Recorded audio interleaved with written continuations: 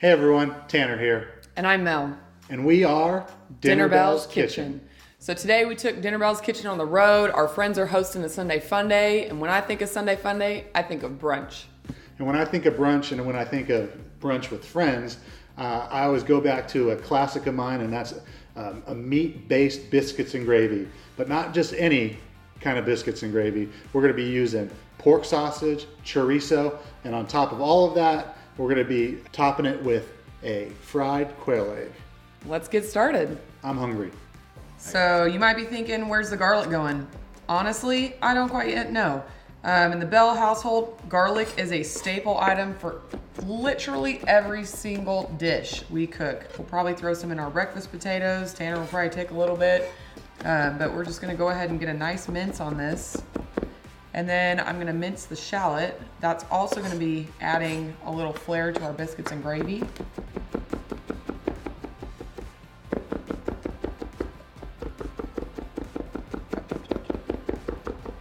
Okay, I think that's good enough for what we need. Put that to the side. Is the shallot anyway? It's like a little mini onion. Yeah. What makes a shallot so different? Why are we using a shallot? Oh, I have no clue. We just had them in the house. We They just look had like them in the house. little baby onions. Okay. I'm self-taught. Definitely pack a little pungent smell. Literally. Now that's a spicy shallot. That's a spicy shallot. All right, now that we've chopped our shallot, what's next? Oh, put me on the spot. I wasn't paying attention. I was enamored by your chopping skills. All right now I'm chopping up some little baby potatoes. Every good brunch, or every dish, has some sort of side of potatoes, as my Irish husband would say. You know, you go to a restaurant and sometimes they'll call them home fries, country style. I just like to call them breakfast potatoes. So we're gonna go ahead and chop these up. We're not gonna do anything too fancy. They're just, you know, on the side. Obviously the biscuits and gravy are the star of the show. It's just gonna add like a nice little crunch. Chop these last few here. Not gonna do anything too special with them. Like I said, we're just gonna probably toss them in a little bit of olive oil, salt, pepper, probably throw in some garlic since we have it. Don't get too particular on the sizing. And these will be roasting in the oven. And during that time, we'll go ahead and build our sauce and our biscuits. I'd say I'd like to keep them in there for at least 25 minutes. You know, those baby creamers, they're pretty soft, so they cook fairly quick compared to your other kind of a russet or a sweet potato. But I'm gonna say about 25, 30 minutes. And then we are gonna have to rotate them out. We're gonna have to put our biscuits in. The longer they cook, honestly, the better. They just get better with texture and time. So we'll check them in about 25 minutes. All right, so now it's time to make our biscuits. I know what you're thinking. Why are we not just using canned store-bought biscuits? I'm telling you right now, it's so easy, and you most likely have everything you need already in your pantry to make these things. 3 ingredients: butter, milk, and self-rising flour. You may not have that right now. Make sure the next time you're at the store to get it. That's what makes these biscuits so good, and it exponentially speeds up the process. So what we're gonna do right here is we're gonna take roughly 2 cups of flour. We have a little shy of a cup of milk. We're gonna use about 2/3 to 3/4 cup of milk. We're gonna start with our butter. So you see I've cut it up. I've got a 1/4 cup of butter here. What you wanna do is break it up, get it into your flour. You really gotta get your hands dirty in this part. So, funny story about biscuits and gravy. 2 days after our wedding, remember this, Tanner? 2 days after our wedding, we invited all the out-of-town guests. People came from all over. We said, hey, if you're still in town, make sure you stop by our house. We'll be whipping up some biscuits and gravy. We probably had 4, 5, 6 friends tell us, we'll stop by, count us out. We don't do biscuits and gravy. Not my thing. Those were the same friends that were coming back up for seconds. So, like I said, this is not your average biscuits and gravy. So what I'm doing here is I'm just breaking up the butter into the flour, okay? And you want it to where the butter is almost like pea size, it's kind of flaky. It's okay to have some chunks in there. And then what I'm gonna ask Tanner to do while I'm doing this is to slowly pour some milk into my mix.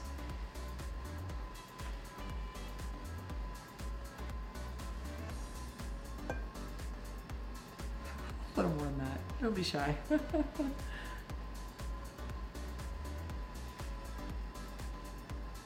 Okay, and so as he's doing that, I'm folding that milk into our flour butter mixture here. And what I find, you kind of have to feel it out. It's not really precise. Like I said, we started with 2 cups of flour, 1/4 cup of butter. With the milk, you want to play with that texture a little bit. You want to make sure that you're getting it to where it's a solid dough that you can form into biscuits. But you may have to play with it a little bit. You might need a little bit more milk, a little bit less flour. Now we're starting to get that consistency. So you can see I'm just folding the mixture into itself. Why don't you go ahead and give me the rest of that milk? We're gonna need it. That's what she said.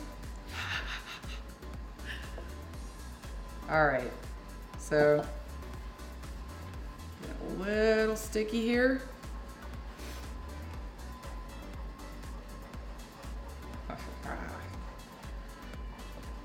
And so once we're done forming, you can see how it's starting to be, it's solidified into that dough. It's a little bit flaky. That's good though, we like that. So that's what's gonna give us those nice flaky, not necessarily airy, still pretty dense biscuits. So I'm gonna keep folding in the last bit of my flour here. You don't want your mixture to be too wet, so to speak. You still want it to be pretty dry. We're finally starting to, you can see I'm starting to get this nice dense dough here.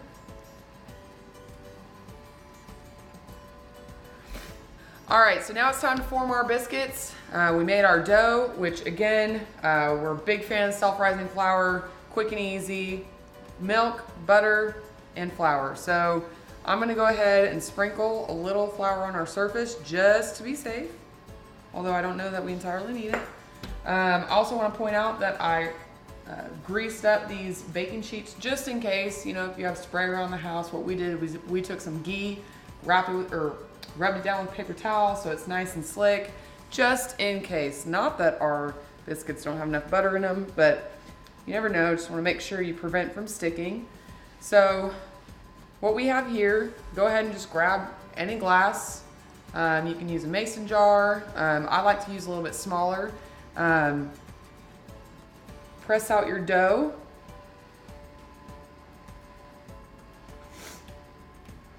Okay. No science behind this, just make sure you can get a couple good biscuits out of it.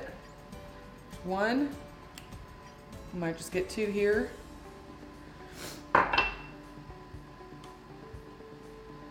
Don't be scared because these are gonna rise. They look small now. With the help of the rising flour and room temperature, we'll continue making our gravy while these rise. When we throw them in, they'll be going in at 425 surprisingly. You want them on a higher heat. They'll cook 8 to 10 minutes, if that.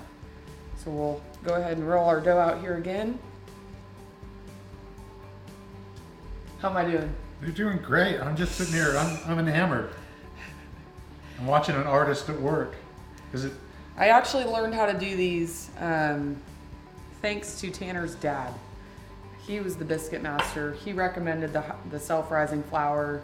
We've never turned back since. And like I said, once you get that flour in your house, you wake up on a Saturday morning and you are fiending for some brunch. Could be Sunday like today, but you got to make sure you have some of that self-rising flour. It'll go a long ways. Now the fun part. We're going to start out and we are going to get our chorizo and our country sausage going. I'm going to start out with adding the shallots to it. It's going to get a little bit of flavor and a little bit extra flavor added to it. So we got our pan going, so I'm going to get this rolling here. Brown this up just a little bit. Compliments to our gracious host for allowing us to use their one of their wedding presents. Actually, this is a Dutch oven, but it's made out of copper, so it has excellent heat transfer throughout, and it'll be a fun little cooking tool that I have the opportunity to use. So I'm just sitting here, just cooking it on a medium temperature, trying to brown these onions, shallots a little bit. I have a little bit of garlic in there, and then I will add the chorizo and the country gravy. I haven't really decided, what sort of kind of flavor profile we're going to use. If I'm going to add more pepper, add more salt. Usually, the way that these sausages come, they have great, rich flavor already. So if it ain't broke, don't fix it. Is sometimes my motto whenever I'm doing a country gravy. Go time.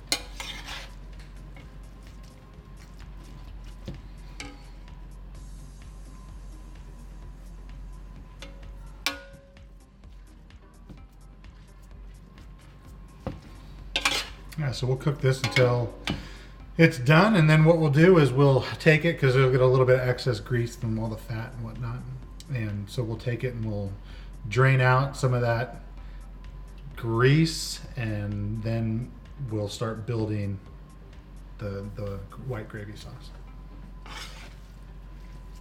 All right, I'm gonna check on our potatoes here. They've been going about 30 minutes at 400 degrees. Give them a little shake. You can see that we've got some good crisp building up here, some good texture. That'll be nice paired with our biscuits and gravy. I'm gonna go ahead and leave them in there. Doesn't hurt. I'm not scared of them getting a little crunchy. We'll probably pull them out when we put our biscuits in. So here's the deal. Here's the skinny on these potatoes. You can hear they're really crunchy. Okay, almost sound hollow coming across the pan. That is exactly what we want with these, what we call home style fries. You've got the meaty texture of the gravy, and the biscuits are gonna be soft.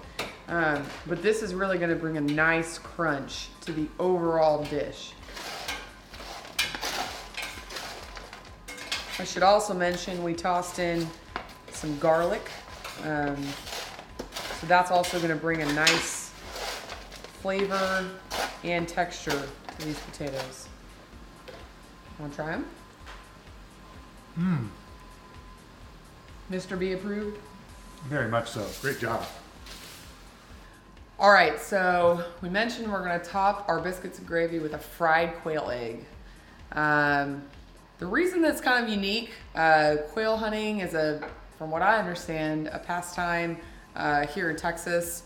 I do think that you can get quail eggs just about anywhere. You might have to search for them. We did have to go to kind of a unique market to get ours, but we were able to get ours for about 79 cents a piece, and they're kind of a unique, cool thing to put on your dish. But that being said, you'll notice how small they are. So we're gonna have to use a different technique than what you would normally do with your standard chicken egg. From a chicken? So we have a a knife with a serrated blade. We're gonna go ahead and we're gonna just see if anyone's home. What is it? Do you have any good knock knock jokes? No. Knock knock. Who's there? Orange. Okay. That's all you got? Okay. You gotta be careful because, you know, if that little yolk is sitting up top, you don't want to cut him. Okay. We've got. It's very delicate here. Okay. Oh, hello. Doink. We're at the final steps, final process, and one of the most important, if not the most important parts is building your gravy. So we have our chorizo and country sausage all cooked up, ready to go. And now we're going to start the process of just slowly but surely building the sauce. Any good gravy starts with, I mean, you can make a gravy with just really 3 main ingredients. Your milk, your flour, and your butter. But how we make our gravy in the Bell household is we kick it up with this deliciousness. This is where all the flavor is going to come from. So I'm going to get this rolling here. We're off the heat. And I'm going to start out by adding our butter. And I'm going to melt this down. So we'll melt the butter down. And then what we're going to be doing is we're going to be creating a roux with the butter and the flour. Kind of how I was always brought up and how I was raised is always make sure that you cook the flour, otherwise it's going to be cooking in your tummy. And that's just kind of a thing that old Timmy Bell, my father, taught us. So that's how we've just kind of made our own roux and did it that way. So it's just kind of stuck with me over the years.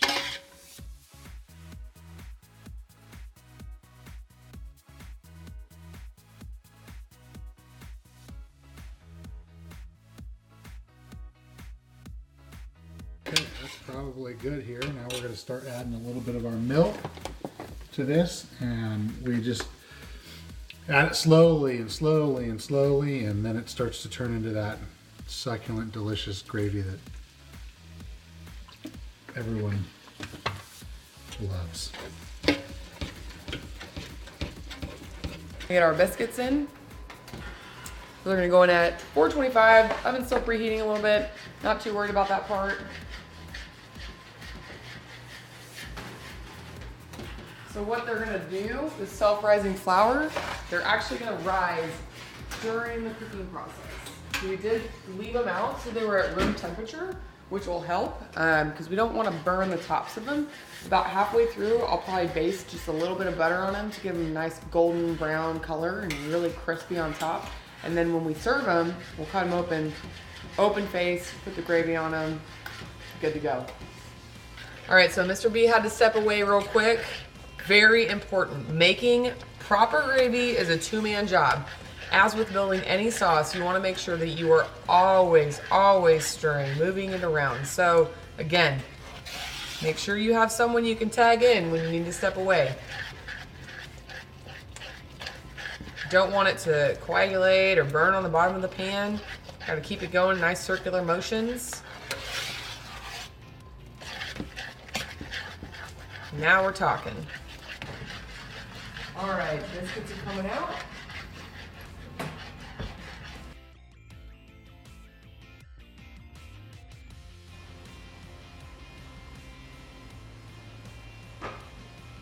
All right, so we cracked our quail eggs into these little cups because obviously they're smaller, less surface area, so we need to make sure that when we drop them into the pan, we don't completely lose our whites. So I've preheated a little bit of oil in the pan.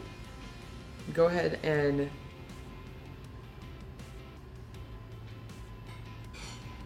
drop our little baby egg. How cute is that? All right, so I'm gonna go ahead and do another one. This burner's still on. Go ahead and turn that one off. Stay close to it so you can kind of keep your yolk. Oh, they love each other. Okay, so you can see we've got our yolks going. I'm gonna add a little bit of moisture to this pan so that we can kind of get that top So I'm gonna add a little moisture to the pan. These are gonna cook pretty quick. So I'm gonna cover over it. And then we're gonna give that a couple seconds. Here we go. Now we are ready to plate our gravy. Just kind of get a ladle full of each here. Just make sure we're covering up quite a bit of the biscuit. Good for a first one right here. And then we're going to pop our little quail egg on there. That little guy right there. And we're going to take it on over here. We're going to add a little bit of fresh cilantro to it, just a little bit over here. And we've got some potatoes that we're going to add as well. But this is what you call biscuits and gravy, Southern style. Hey sweetheart, you ready to finish this one up for us? I'm on it. All right, that looks beautiful. Okay, what we're gonna go ahead and do is we're gonna add some avocado to our plate. Some potatoes.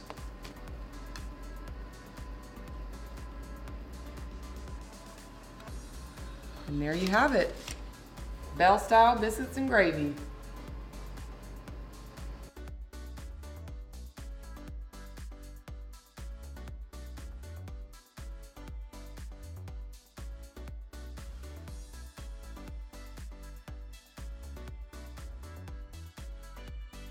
All right, y'all, that's a wrap. That's our take on biscuits and gravy. Make sure you like, subscribe, follow so you don't miss a beat the next time we do this. From our family to yours, sláinte.